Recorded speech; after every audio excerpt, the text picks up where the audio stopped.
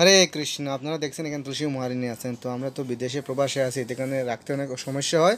তাই তুলসী মহারানীকে এখন সেবা মানে ওনার যে আগাছাগুলো কেটে দেবো। দেখেন এভাবে কেচি নিয়ে আপনারা তুলসী মহারানীকে বাম হাতে ধরে, যাতে উনি ব্যথা না পান, এভাবে ধরে আস্তে করে এইভাবে তুলসী যে বেশি আগাগুলো মঞ্জুরি হয়ে গেছে না, সেগুলো নিয়ে নেবেন।